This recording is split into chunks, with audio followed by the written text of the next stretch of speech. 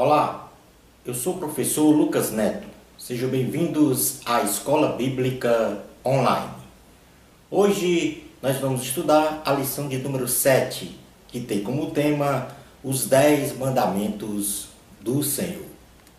Dentro deste tema, nós vamos estudar sobre dois assuntos. O primeiro deles, os propósitos da lei. E como último assunto e segundo assunto, nós vamos estudar sobre os 10 mandamentos. Antes de falarmos sobre o tópico número 1, os propósitos da lei, vamos fazer aqui uma síntese do que estudamos até agora, da lição de número 1 até a lição 6. Israel viveu de forma sofrível em cativeiro no Egito. O Senhor nosso Deus escolhe um libertador. Moisés é o libertador que vai libertar o seu povo com a mão forte do Senhor da escravidão do Egito. E esta libertação foi executada através das pragas divinas que caíram sobre os egípcios. A libertação do povo de Deus, ela foi então comemorada com a celebração da Páscoa, após a última praga da matança dos primogênitos dos egípcios. E assim, Israel parte para o deserto para adorar o Senhor, porém é perseguido por Faraó e seus cavalarianos. Deus então abre o mar vermelho para Israel passar para outra margem e então livra-os das mãos de Faraó, que sucumbe nas águas do mar em perseguição aos israelitas. Israel peregrina no deserto e chega então ao Monte Sinai, e o Senhor faz um pacto com os israelitas, onde estes deveriam então obedecer e praticar as ordenanças do Senhor, para serem então uma nação santa e reino de sacerdotes. Moisés sobe ao Monte Sinai para receber os 10 mandamentos que regeriam o ordenamento jurídico, comportamental e moral desta nação escolhida pelo Senhor. Vejamos agora, então, didaticamente, os objetivos e significados dos 10 mandamentos do Senhor. Vamos então para o tópico número 1 da lição, que tem como título os propósitos da lei. Alguns objetivos gerais da lei que foi dada a Israel são, primeiro, estabelecer um padrão moral de conduta para o homem. Todos os estatutos, mandamentos, ordens e juízos do Senhor são santos, justos e bons, pois servem de espelho e referencial para apontar a conduta que o homem deve ter diante de Deus e dos homens para bem viver. Vamos fazer esta leitura no livro de Deuteronômio, capítulo 6, versículos 20 a 25. O livro de Deuteronômio está no Antigo Testamento, é o 5º livro da Bíblia, ou seja, o Pentateuco. Em seu capítulo 6, versículos 20 a 25, diz assim a palavra do Senhor: quando teu filho no futuro te perguntar dizendo: que significam os testemunhos e estatutos e juízos que o Senhor nosso Deus vos ordenou? Então dirás a teu filho: éramos servos de Faraó no Egito, porém o Senhor de lá nos tirou com poderosa mão. Aos nossos olhos fez o Senhor sinais e maravilhas, grandes e terríveis contra o Egito e contra Faraó e toda a sua casa. e dali nos tirou, para nos levar e nos dar a terra que, sob juramento, prometeu aos nossos pais. O Senhor nos ordenou cumpríssemos todos estes estatutos e temêssemos o Senhor, nosso Deus, para o nosso perpétuo bem, para nos guardar em vida, como tem feito até hoje. Será por nós justiça, quando tivermos cuidado de cumprir todos estes mandamentos perante o Senhor, nosso Deus, como nos tem ordenado. Portanto, aqui o Senhor, após libertar Israel do Egito, coloca diante de Israel um ordenamento, um regramento, ou seja, a lei, iniciando então pelos 10 mandamentos.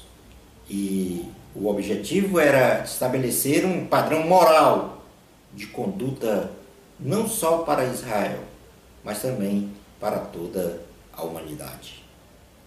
Como segundo propósito da lei, ela tem o objetivo de identificar o pecado e suas consequências. O pecado, ele é maligno e, como tal, sua prática deve ser rejeitada pelo homem, pois o pecado gera a morte física e, sobretudo, a morte espiritual.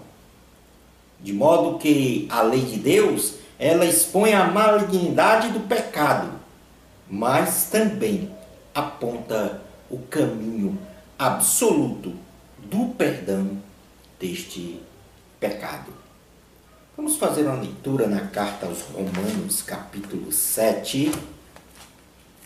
Romanos, e a carta aos Romanos está no Novo Testamento, em seu capítulo 7, do versículo 7 ao 25.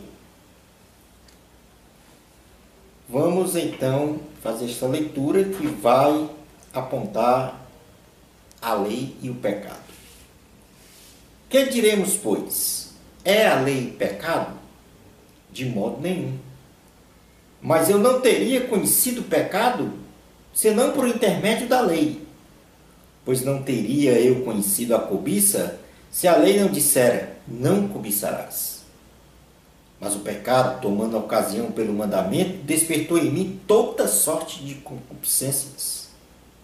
Porque sem lei está morto o pecado. Outrora, sem a lei, eu vivia, mas sobrevindo o preceito, reviveu o pecado e eu morri. E o mandamento que me fora para a vida, verifiquei que este mesmo se me tornou para a morte. Porque o pecado, prevalecendo-se do mandamento, pelo mesmo mandamento me enganou e me matou. Por conseguinte, a lei é santa, e o mandamento santo e justo e bom. Acaso o bom se tornou em morte? De modo nenhum. Pelo contrário, o pecado, para revelar-se como pecado, por meio de uma coisa boa, causou-me a morte, a fim de que pelo mandamento se mostrasse sobremaneira maligno. Porque bem sabemos que a lei é espiritual. Eu, todavia, sou carnal, vendido à escravidão do pecado, porque nem mesmo eu compreendo o meu próprio modo de agir, pois não faço o que prefiro, e sim o que detesto. Ora, se faço o que não quero, consinto com a lei, que é boa. Neste caso, quem faz isto já não sou eu, mas o pecado que habita em mim. Porque eu sei que em mim, isto é, na minha carne, não habita bem nenhum. Pois o querer o bem está em mim, não, porém, o efetuá-lo. Porque não faço o bem que prefiro, mas o mal que não quero, esse faço. Mas se eu faço o que não quero, já não sou eu quem o faz, e sim o pecado que habita em mim. Então, querer fazer o bem, encontro a lei de que o mal reside em mim. Porque no tocante ao homem interior, tenho prazer na lei de Deus, mas vejo nos meus membros outra lei que, guerreando contra a lei da minha mente, me faz prisioneiro da lei do pecado que está nos meus membros. Desventurado homem que sou, quem me livrará do corpo desta morte? Graças a Deus por Jesus Cristo, nosso Senhor. De maneira que eu, de mim mesmo, com a mente, sou escravo da lei de Deus, mas segundo a carne, da lei do pecado. Portanto, aqui claramente nós vemos uma identificação do pecado e suas consequências através da lei. O apóstolo Paulo aqui vivia no tocante ao seu homem interior o prazer na lei de Deus. Mas, segundo os seus membros, ou seja, o seu corpo, havia outra lei guerreando, que era exatamente as concupiscências da carne. Então, a Bíblia, a lei, ela identifica claramente o pecado, para que seja, então, um elemento de referencial para nós, a Bíblia Sagrada. Mas ainda como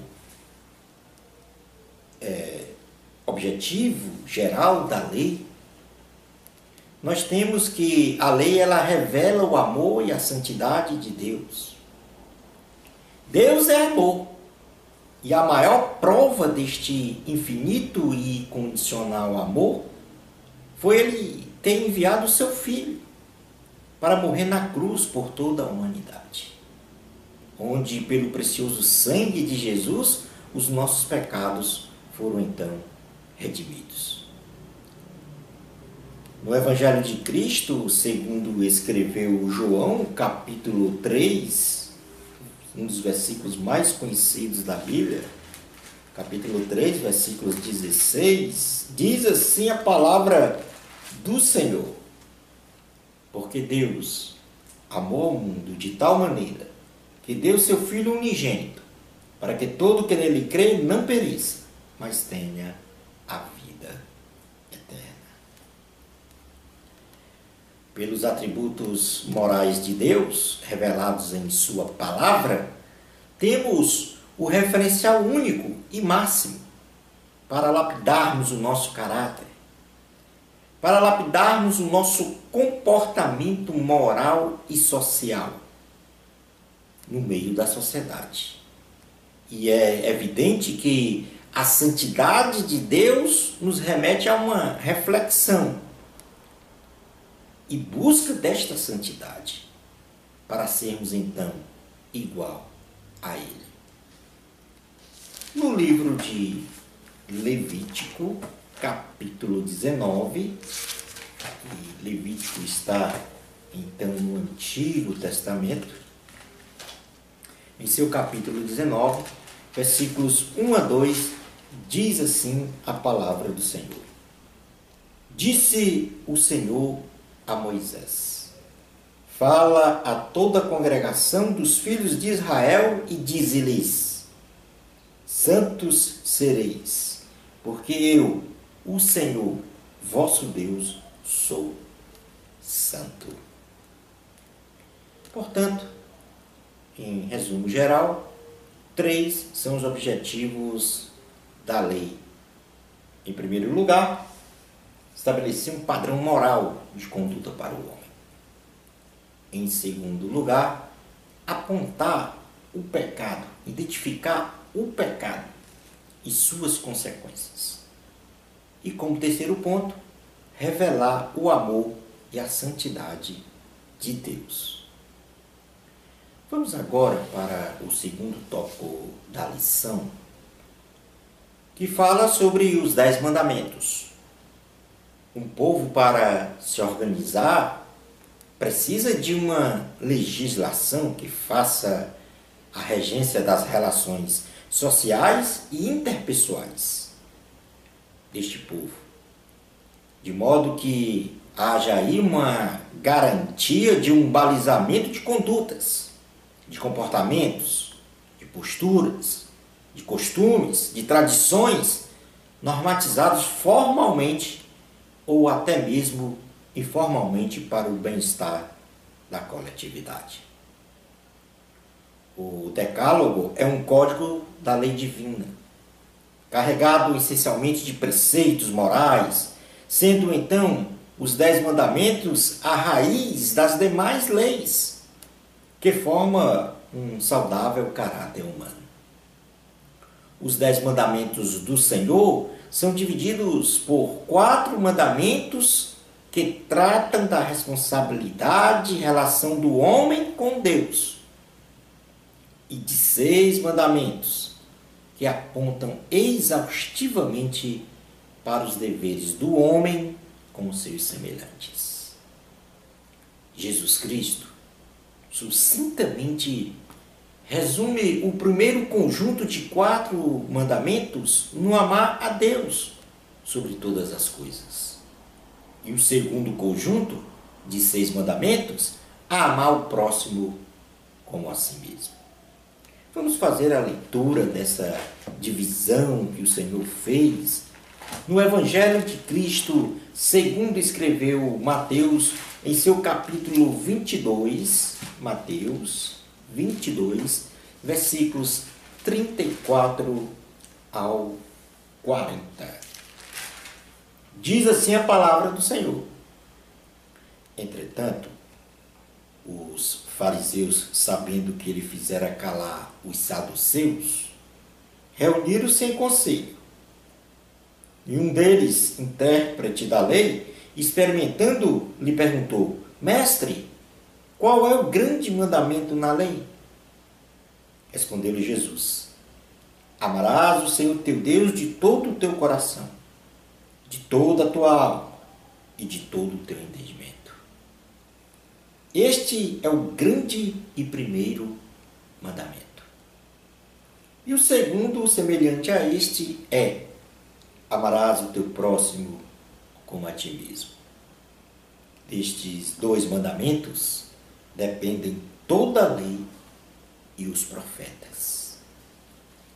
Jesus Cristo, em seus ensinamentos, ele ratifica, amplia e carrega de espiritualidade os mandamentos mosaicos, não como um código que deva ser cumprido por causa da letra, e sim pela ação transformadora do Espírito Santo em nosso ser, que sumariamente promove a inscrição dos preceitos morais de Deus em nossos corações. Vamos fazer uma leitura na segunda carta aos Coríntios, capítulo 3, versículos 1 a 6. Aos Coríntios, capítulo 3, versículos 1 a 6. Para compreendermos esta excelência, dessa ação transformadora do Espírito Santo sobre nós, isto é, a excelência do ministério da nova aliança. Diz assim a palavra do Senhor, segundo aos Coríntios, capítulo 3, versículos 1 a 6. Começamos, porventura, outra vez, a recomendar-nos a nós mesmos? Ou temos necessidade, como alguns, de cartas de recomendação para vós outros ou de vós? Vós sois a nossa carta, escrita em nosso coração, conhecida e lida por todos os homens, estando já manifestos como carta de Cristo, produzida pelo nosso ministério, escrita não com tinta, mas pelo Espírito do Deus vivente, não em tábuas de pedra, mas em tábuas de carne, para que, isto é, nos nossos corações, e é por intermédio de Cristo que temos tal confiança em Deus.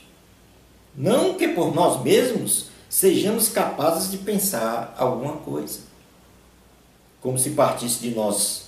Pelo contrário, a nossa suficiência ela vem de Deus, o qual nos habilitou para sermos ministros de uma nova aliança, não da letra, mas do Espírito, porque a letra mata, mas o Espírito vivifica. Portanto, aqui Paulo combate o legalismo. Isto é, não se deve cumprir o mandamento por cumprir, o mandamento deve ser cumprido porque você recebeu a ação transformadora do Espírito Santo. E esta ação transformadora do Espírito Santo promove a inscrição dos preceitos morais de Deus em nosso coração. Passemos agora à análise teológica e espiritual dos 10 mandamentos. Isto no contexto do Antigo Testamento, considerando-os como então princípios morais, cardeais, básicos, que recebeu em o Novo Testamento notável expansão e profundidade espiritual. Nós mencionaremos cada mandamento expondo o seu propósito e sua amplitude, também no ensino de Jesus, bem como no ensino de seus discípulos. Antes, porém, vamos fazer uma leitura geral desses 10 mandamentos, que está no livro de Êxodo, capítulo 20. Êxodo, capítulo 20, do versículo 1 a 17. Diz assim a palavra do Senhor. Então falou Deus todas estas palavras. Eu sou o Senhor teu Deus que te tirei da terra do Egito, da casa da servidão. Não terás outros deuses diante de mim. Não farás para ti imagem de escultura, nem semelhança alguma do que há em cima nos céus, nem embaixo da terra, nem nas águas debaixo da terra. Não as adorarás, nem lhes dará culto, porque eu sou o Senhor, teu Deus, Deus zeloso, que visita a iniquidade dos pais nos filhos, até a 3ª e 4ª geração daqueles que me aborrecem. E faço misericórdia até 1000 gerações daqueles que me amam e guardam os meus mandamentos. Não tomarás o nome do Senhor teu Deus em vão, porque o Senhor não terá por inocente o que tomar o seu nome em vão. Lembra-te do dia de sábado para o santificar. 6 dias trabalharás e farás toda a tua obra, mas o 7º dia é o sábado do Senhor, teu Deus. Não farás nenhum trabalho, nem tu, nem o teu filho, nem a tua filha, nem o teu servo, nem a tua serva, nem o teu animal, nem o forasteiro das tuas portas para dentro. Porque em 6 dias fez o Senhor os céus e a terra, o mar e tudo que neles há, e ao 7º dia descansou. Por isso o Senhor abençoou o dia de sábado e o santificou.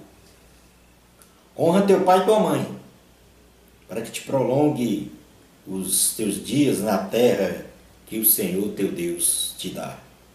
Não matarás, não adulterarás, não furtarás, não dirás falso testemunho contra o teu próximo, não cobiçarás a casa do teu próximo, não cobiçarás a mulher do teu próximo, nem o seu servo, nem a sua serva, nem o seu boi, nem o seu jumento, nem coisa alguma que pertença ao teu próximo.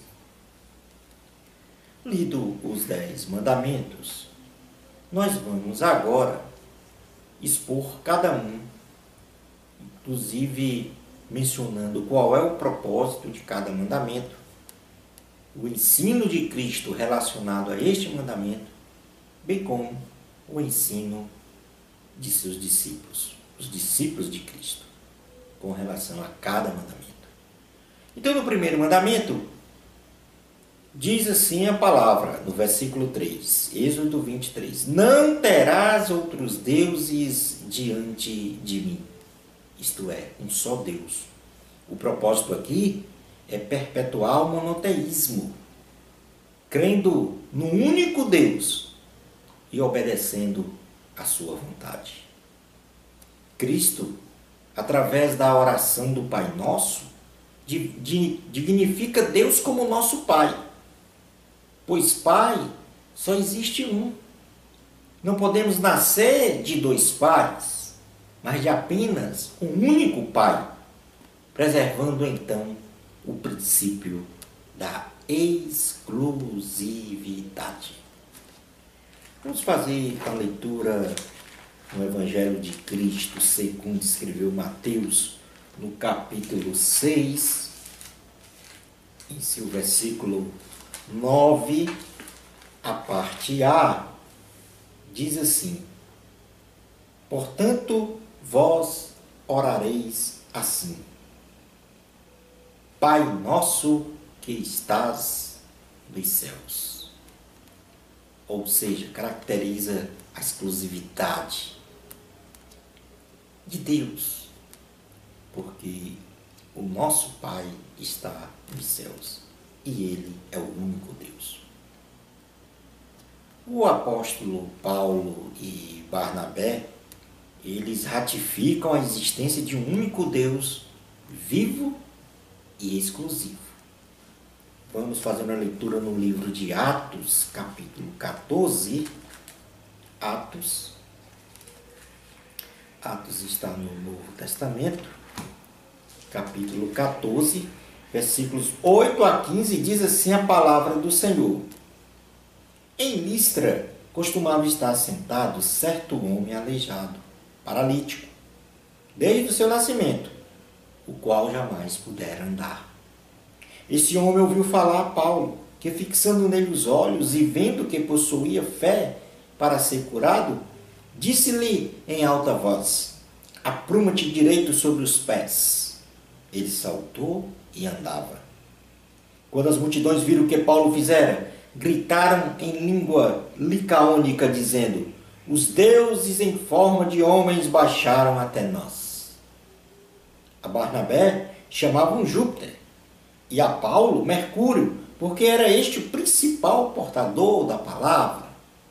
O sacerdote de Júpiter, cujo templo estava em frente da cidade, trazendo para junto das portas touros e grinaldas, queria sacrificar juntamente com as multidões. Porém, ouvindo isto, os apóstolos Barnabé e Paulo, rasgando as suas vestes, saltaram para o meio da multidão, clamando: senhores, por que fazeis isto? Nós também somos homens como vós, sujeitos aos mesmos sentimentos, e vos anunciamos o Evangelho, para que destas coisas vãs vos convertais ao Deus vivo, que fez o céu, a terra, o mar e tudo o que há neles.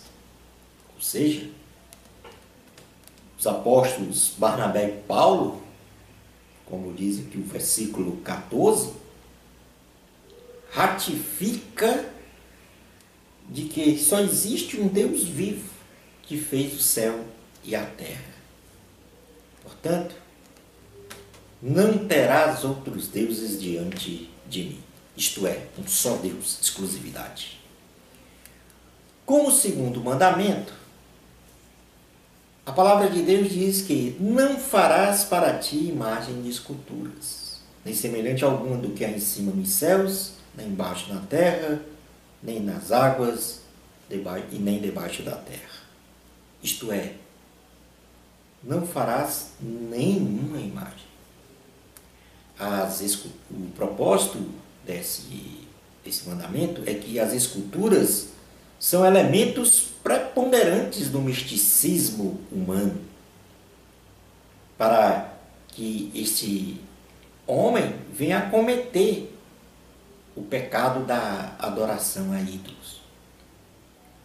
O intuito deste mandamento de não farás para ti imagem de escultura é a total aniquilação da idolatria, cujo elemento principal de indução são as imagens.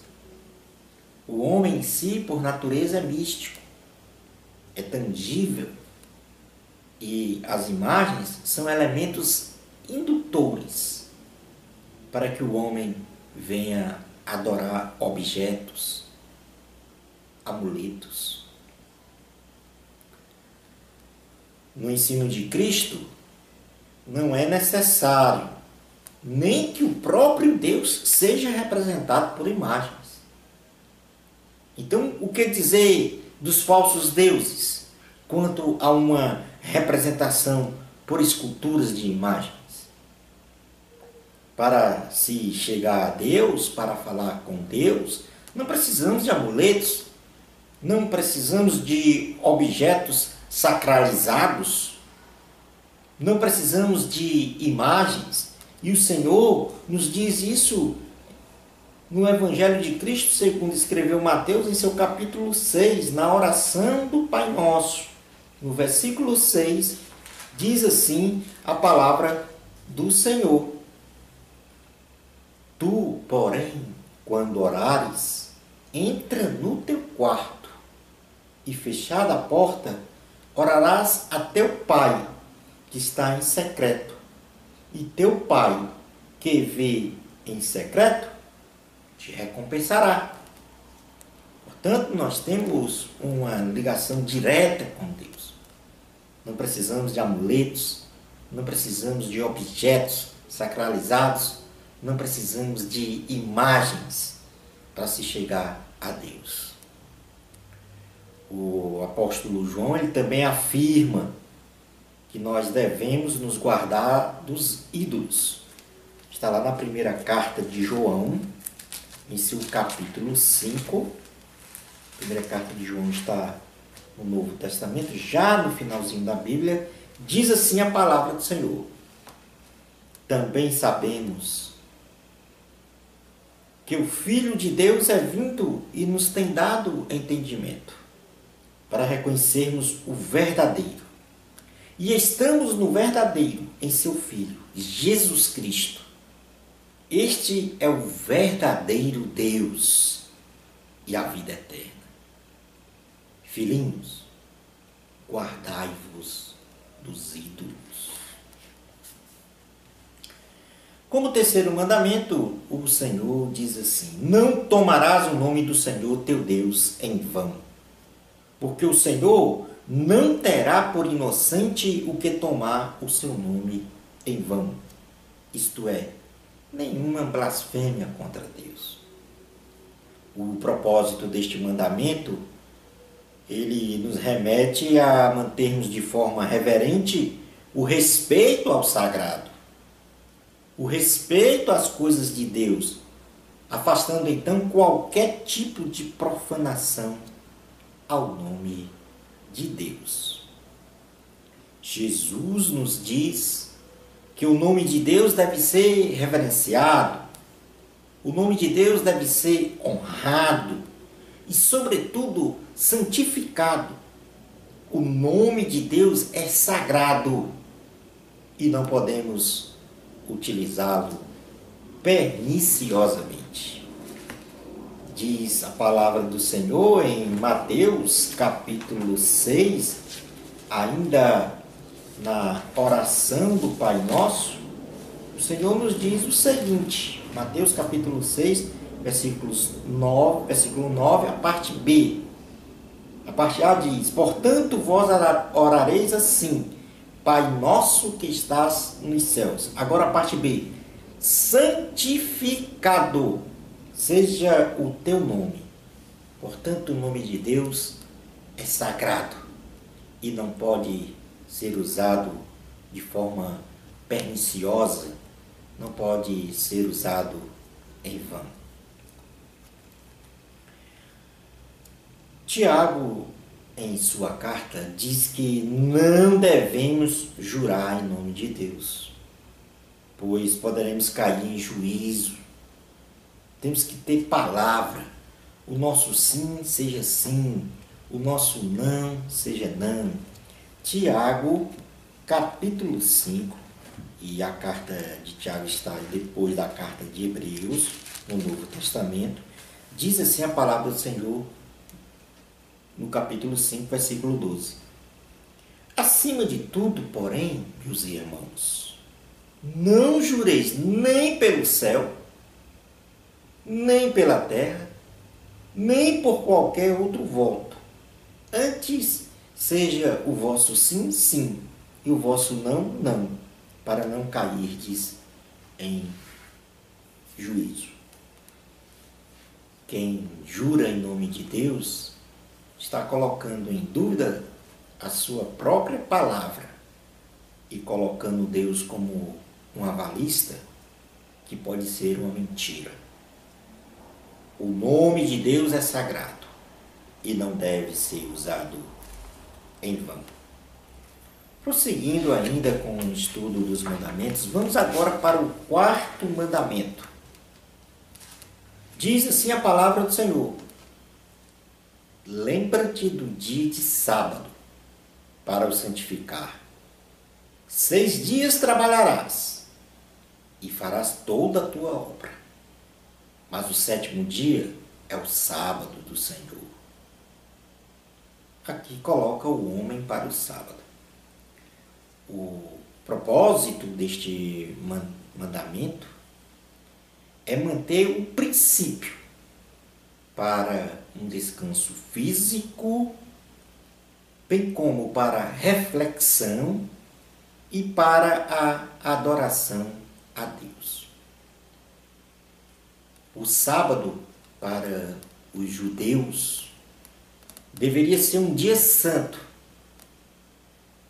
que deveria ser guardado, porque o Senhor livrou-os da escravidão do Egito. O sábado deve ser guardado pelos judeus, porque o Senhor livrou os judeus da escravidão do Egito. É o que diz a palavra do Senhor em Deuteronômio capítulo 5, versículo 12 a 15.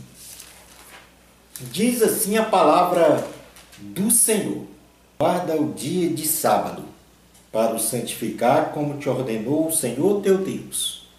6 dias trabalharás e farás toda a tua obra, mas o 7º dia é o sábado do Senhor teu Deus. Não farás nenhum trabalho, nem tu, nem o teu filho, nem a tua filha, nem o teu servo, nem a tua serva, nem o teu boi, nem o teu jumento, nem animal algum teu, nem o estrangeiro das tuas portas para dentro, para que o teu servo e a tua serva descanse como tu. Porque te lembrarás que foste servo na terra do Egito, e que o Senhor teu Deus te tirou dali com mão poderosa e braço estendido, pelo que o Senhor teu Deus te ordenou que guardasses o dia de sábado. Não existe em o Novo Testamento ordenança para a guarda do sábado. Porém, nós, cristãos, devemos guardar o princípio de reservar um dia para descansar e enfatizar a adoração a Deus. Gênesis capítulo 2, versículos 1 a 3, diz assim a palavra do Senhor, referindo-se então a este princípio da guarda de um dia para descansar e enfatizar a adoração a Deus. Assim, pois, foram acabados os céus e a terra, e todo o seu exército. E havendo Deus terminado no dia 7º a sua obra que fizera, descansou nesse dia de toda a sua obra que tinha feito. E abençoou Deus o dia 7º e o santificou, porque nele descansou de toda a obra que como Criador fizera. E aqui a gente encerra os 4 primeiros mandamentos, que trata da relação do homem com Deus. Nós vamos entrar agora no item 3 da lição, com a continuação dos mandamentos divinos, agora da relação do homem com os seus semelhantes. O 5º mandamento diz o seguinte: honra teu pai e tua mãe, para que se prolongue os teus dias na terra que o Senhor teu Deus te dá. E o propósito deste mandamento é promover um total e restrito respeito aos pais, pois são os representantes de Deus e mediadores da família. Jesus, ele amplia este mandamento, dizendo que devemos honrar não só aos pais, mas também a todos os nossos semelhantes. No Evangelho de Cristo, segundo escreveu Mateus, em seu capítulo 12, nós temos um exemplo aqui em que o Senhor Jesus ratifica essa condição de honrar a todos.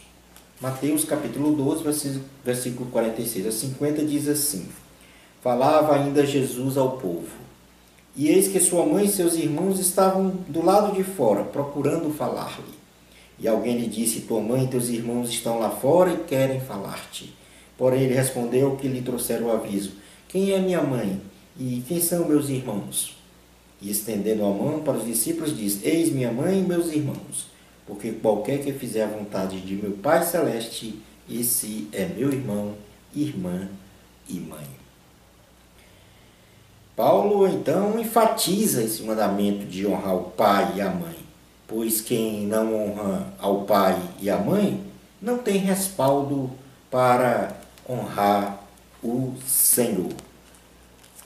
Vamos observar o que está escrito na carta aos Efésios, em seu capítulo 4, seu capítulo 6, melhor dizendo, do versículos 1 a 3, diz assim a palavra do Senhor: Filhos, obedecei a vossos pais no Senhor, pois isto é justo.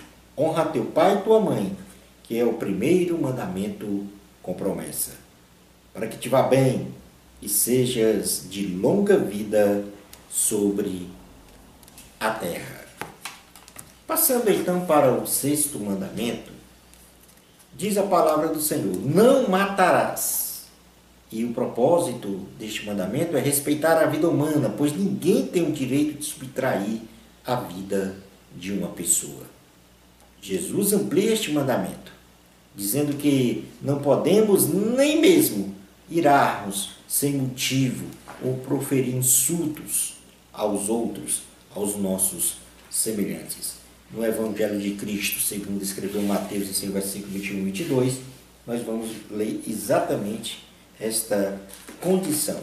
Diz assim a palavra do Senhor: Ouvistes que foi dito aos antigos: Não matarás, e quem matar estará sujeito a julgamento. Eu, porém, vos digo que todo aquele que sem motivo se irá contra seu irmão estará sujeito a julgamento. E quem proferir um insulto a seu irmão estará sujeito a julgamento do tribunal. E quem lhe chamar tolo estará sujeito ao inferno de fogo. Paulo também enfatiza que quem ama ao próximo é incapaz de matá-lo ou mesmo cometer qualquer tipo de pecado contra ele.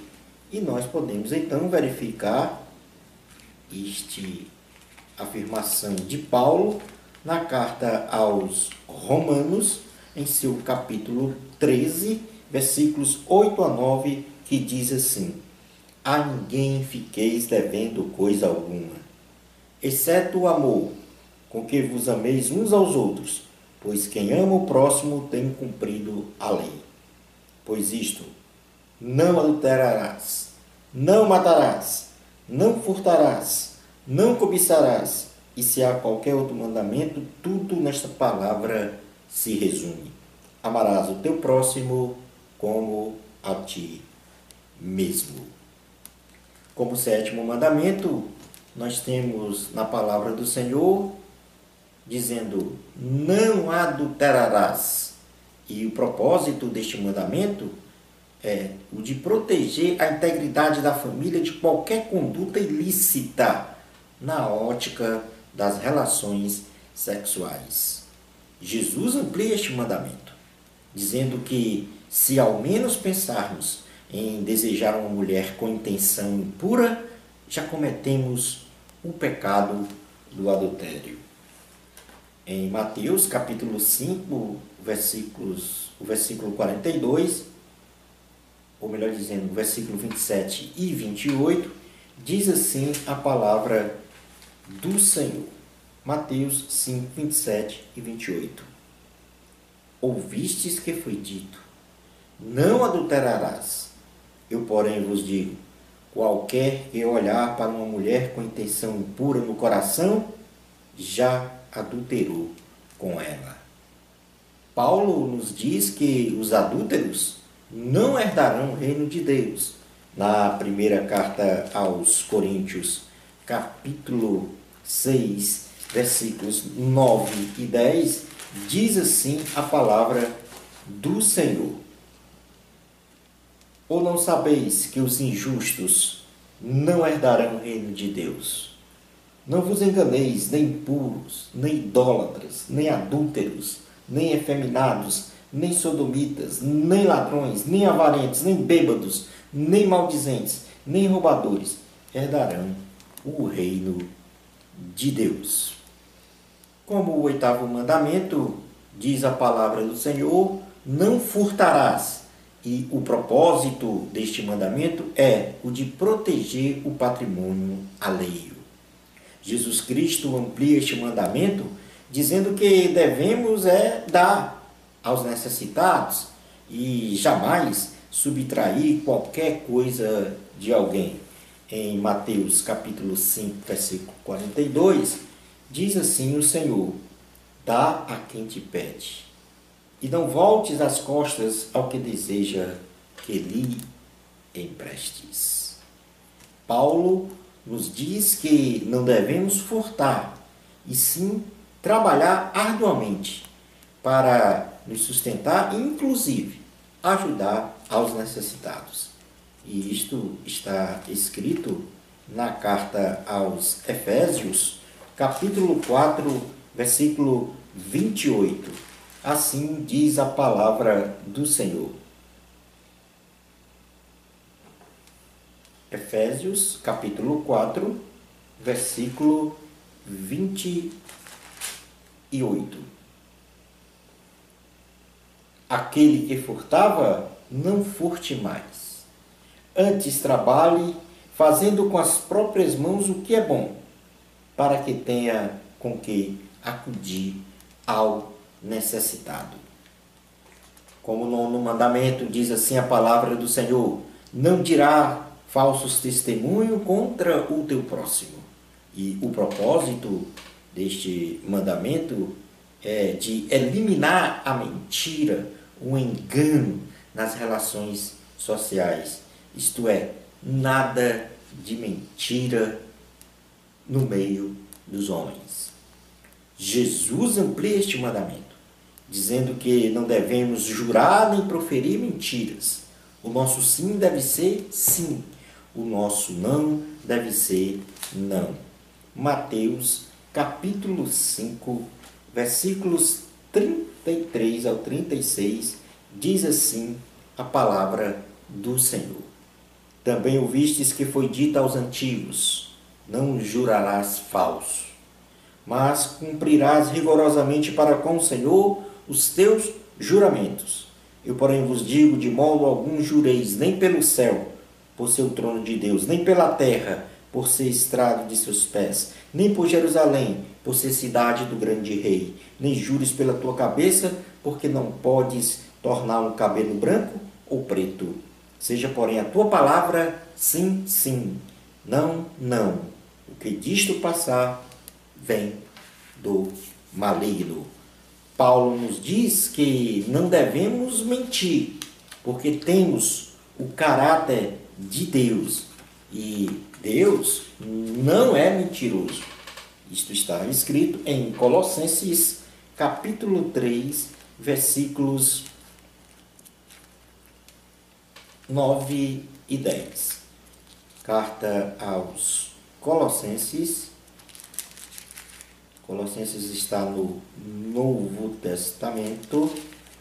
Colossenses capítulo 3, versículos 9 e 10. Diz assim a palavra do Senhor: não mentais uns aos outros, uma vez que vos despistes do velho homem com seus feitos, e vos revestistes do novo homem, que se refaz para o pleno conhecimento, segundo a imagem daquele que o criou.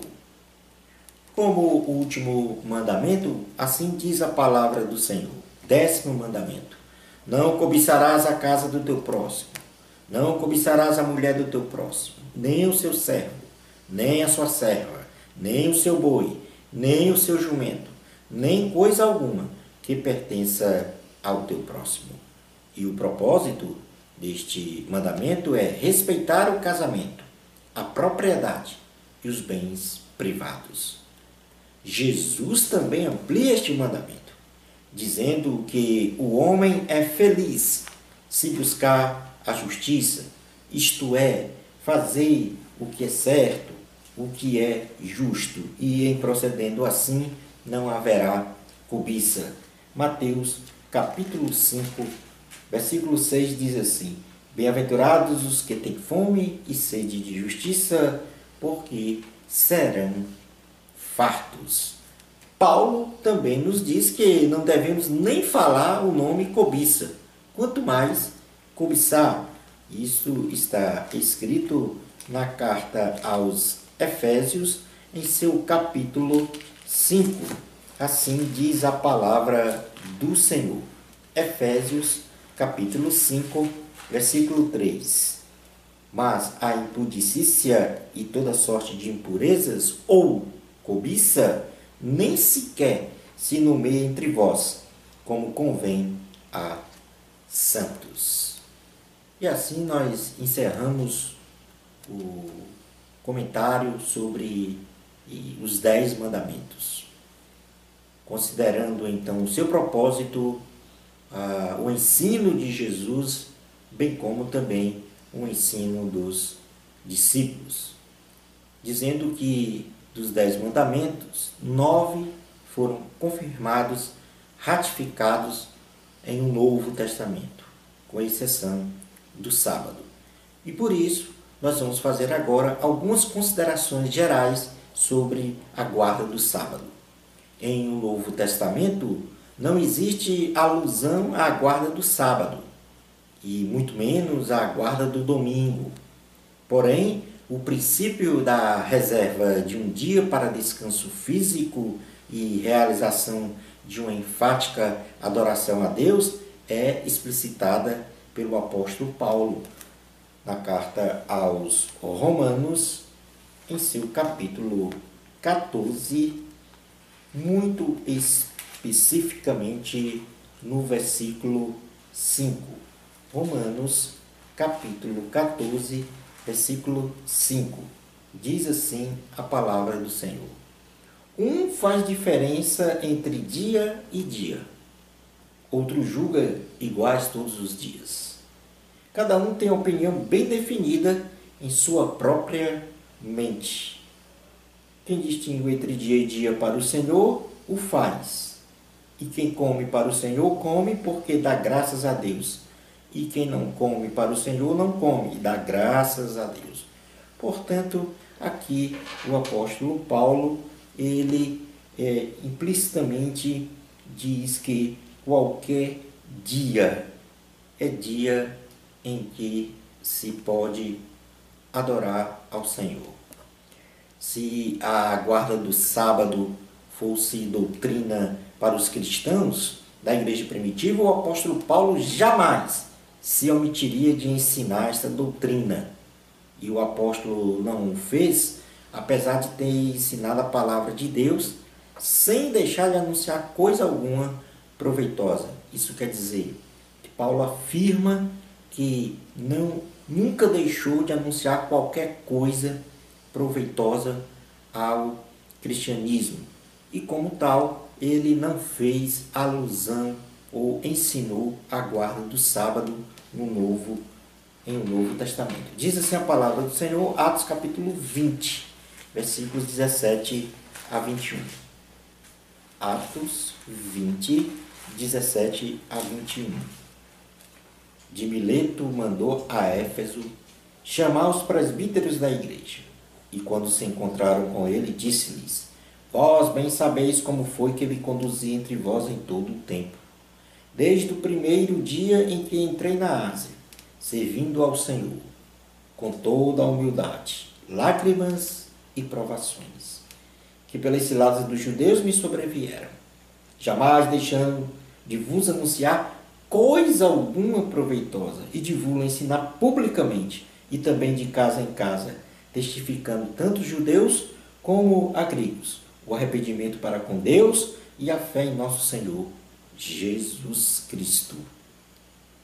Ao contrário, o apóstolo Paulo, além de não falar sobre a guarda do sábado, ele critica fortemente os Gálatas, pois estavam, após serem evangelizados em Cristo Jesus, voltando para os rudimentos religiosos, ou religiosos, melhor dizendo, guardando dias, entre eles os sábados, meses e tempos e anos. É o que está escrito na carta aos Gálatas, em seu capítulo 4, versículos 8 a 11. Diz assim a palavra do Senhor: outrora, porém, não conhecendo a Deus, servis a deuses, que por natureza não são. Mas agora que conheceis a Deus, ou antes sendo conhecidos por Deus, como estáis voltando outra vez aos rudimentos fracos e pobres, aos quais, de novo, quereis ainda escravizar-vos? Guardais dias, e meses, e tempos, e anos. Receio de vós tenha eu trabalhado em vão para convosco. O catedrático Paulo, ele observa que nós, cristãos, não podemos ser julgados e muito menos condenados por causa da guarda de sábados ou de ritos religiosos. É o que ele diz em Colossenses, capítulo 2, versículos 16 e 17. Colossenses, capítulo 2, versículos 16 e 17. Diz assim a palavra do Senhor: ninguém, pois, vos julgue por causa de comida e bebida, ou de dia de festa, ou lua nova, ou sábados, porque tudo isso tem sido sombra das coisas que haviam de vir. Porém, o corpo é de Cristo. Ainda nestas considerações gerais sobre a guarda do sábado, Jesus Cristo morreu na cruz do Calvário numa sexta-feira. E no domingo, primeiro dia da semana, ele ressuscitou. E se Jesus não tivesse ressuscitado, a nossa fé era vã. Estaríamos simplesmente perdidos. Não haveria sentido crermos na vida eterna. O cristianismo simplesmente não existiria. E quem fala isso é o apóstolo Paulo, na primeira carta aos Coríntios, capítulo 15, versículos 12 a 19, diz assim a palavra do Senhor. 1 Coríntios, capítulo 15, versículos 12 a 19. Ora, se é corrente pregar-se que Cristo ressuscitou dentre os mortos, como, pois, afirmam alguns dentre vós que não há ressurreição de mortos? E se não há ressurreição de mortos, então Cristo não ressuscitou. E se Cristo não ressuscitou, é vã a vossa pregação e vã a vossa fé. E somos tidos por falsas testemunhas de Deus, porque temos asseverado contra Deus que ele ressuscitou a Cristo, o qual ele não ressuscitou, se é certo que os mortos não ressuscitam. Porque se os mortos não ressuscitam, também Cristo não ressuscitou. E se Cristo não ressuscitou, é vã a vossa fé. E ainda permanecei nos vossos pecados. E ainda mais, os que dormiram em Cristo pereceram. Se a nossa esperança em Cristo se limita apenas a esta vida, somos os mais infelizes de todos os homens. A morte e a ressurreição de Cristo foi o evento mais importante para a prodigiosa salvação da humanidade. E reputamos este fato até mesmo muito mais importante do que o próprio ato da criação, onde Deus criou todas as coisas em 6 dias e descansou no 7º. A Bíblia não menciona a guarda do domingo, mas pelo caráter da importância e relevância deste dia, o domingo, que foi o dia da ressurreição de Cristo, a igreja primitiva adotou este dia como o dia de alegria, o dia de reverência, o dia de adoração, o dia de honra e o dia de dedicação ao Senhor. Chamando então este dia de o dia do Senhor. Este fato deveu-se pela indicação do salmista, que assevera que neste dia nós, cristãos, devemos nos alegrar, pois a pedra rejeitada pelos religiosos que valorizam rituais obsoletos é a principal pedra angular que foi acolhida por nós cristãos. Vamos então ver esta passagem do Salmo 118, versículos 19 a 24, que fala sobre esta condição de se alegrar e adorar o Senhor neste dia. Salmo 118, versículos 19 a 24, diz assim a palavra do Senhor. Abre-me as portas da justiça, entrarei por elas, e renderei graças ao Senhor. Esta é a porta do Senhor, por ela entrarão justos. Render-te-ei graças, porque me acudiste e foste a minha salvação. A pedra que os construtores rejeitaram, essa veio a ser a principal pedra angular. Isto procede do Senhor e é maravilhoso aos nossos olhos. Versículo 24. Este é o dia que o Senhor fez. Regozijemo-nos e alegremos nele. Portanto, a igreja primitiva adota o dia do Senhor, o dia da ressurreição de Cristo, o dia de domingo, como o dia do descanso físico e vamos dizer assim, e o dia de enfatizar a adoração a Deus. Jesus se autodenominou como esta pedra angular, para provar que o salmista estava falando de Jesus com relação ao dia do Senhor.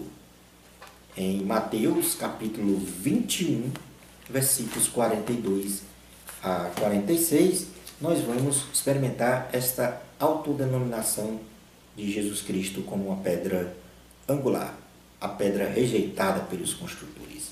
21, 42 a 46 diz assim a palavra do Senhor. Perguntou-lhe Jesus, nunca leste nas Escrituras? A pedra que os construtores rejeitaram, essa veio a ser a principal pedra angular.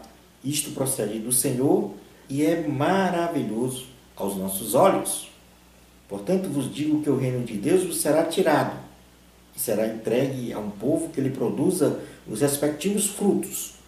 Todo o que cair sobre esta pedra ficará em pedaços, e aquele sobre quem ela cair ficará reduzido a pó. Os principais sacerdotes fariseus, ouvindo estas parábolas, entenderam que era a respeito deles que Jesus falava. E conquanto buscasse prendê-lo, temer as multidões, porque estas o consideravam como profeta. No livro de Atos, capítulo 4, versículos 8 a 12, aqui tem um discurso de Pedro falando exatamente que Jesus é a pedra rejeitada pelos construtores, ou seja, a pedra angular, a pedra principal para nós. Atos capítulo 4, versículos 8 a 12. Diz assim a palavra do Senhor. Então Pedro, cheio do Espírito Santo, lhes disse: autoridades do povo e anciãos, visto que hoje somos interrogados a propósito do benefício feito ao homem enfermo e do modo por que foi curado, tomai conhecimento, vós todos e todo o povo de Israel, de que em nome de Jesus Cristo, o Nazareno, a quem vós crucificastes e a quem Deus ressuscitou dentre os mortos, sim, é em seu nome que este está curado perante vós. Este Jesus é pedra rejeitada por vós, os construtores, ao qual se tornou a pedra angular. E não há salvação em nenhum outro, porque abaixo do céu não existe nenhum outro nome dado entre os homens, pelo qual importa que sejamos salvos. Os 10 mandamentos não foram abolidos.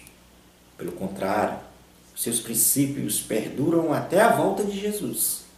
E em um Novo Testamento, estes princípios foram ampliados e ratificados, com exceção do sábado. Porém, o princípio de um dia para descanso físico e para enfatizar a adoração a Deus se mantém.